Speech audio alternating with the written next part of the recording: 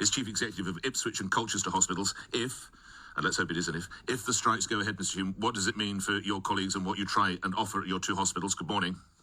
Good morning. I think as Wes Streeting was saying there, the 3-day stoppage earlier this month was very significant, but clearly 4 days is going to be an even greater risk, particularly as it comes after the 4-day bank holiday weekend.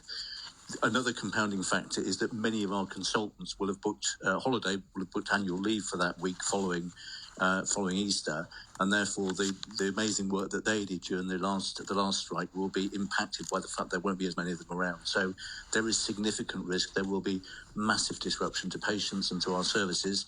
But as ever, we will do everything in our power to make sure that those patients who do need to be seen will be seen safely with the best possible care we can offer under the circumstances. Obviously, the immediate concern, Mr. Hulme, is what you and your colleagues can provide in the field of A&E. Can you outline what you will try and achieve there?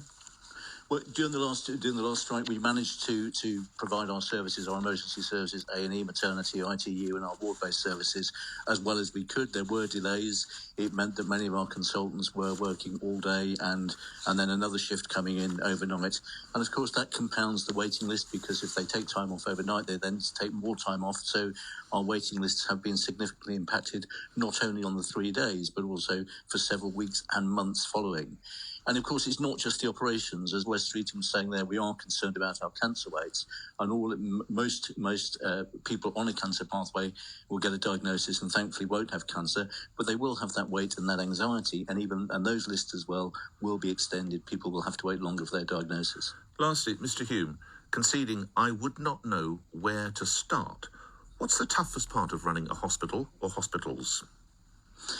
I think the toughest part is trying to be in a position of supporting the staff, the amazing staff that we have at the moment, particularly hearing their frustration and their anger often about their terms and conditions. Also trying to manage the patient expectation and the increasing upset and often anger about the long waits that people have in a situation where you are in the glare of politicians and the glare of the public, and that every decision you make is very, very public. And I suppose that's the biggest challenge. How do we manage all of those different and competing challenges whilst having patient safety and quality of care at the heart of everything that we do? Thanks for your time. Good luck in the coming days and weeks. Nick Hulme, Chief Executive of Ipswich and Colchester Hospital. Some emails coming in here, one from a junior doctor. Abby, will Labour give pay restoration? What's their plan? Well, Abby graduated, if you heard. He wouldn't give the actual percentages. He said, I won't negotiate over the radio, but you wouldn't get your full 35%, but he didn't balk at the idea. You'd start possibly at 10, 12 and work your way up as one.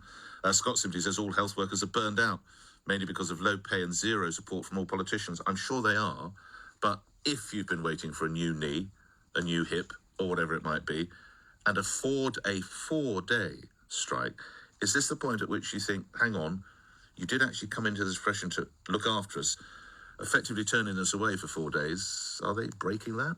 We'll take your views on that. Plus, Up in Flames.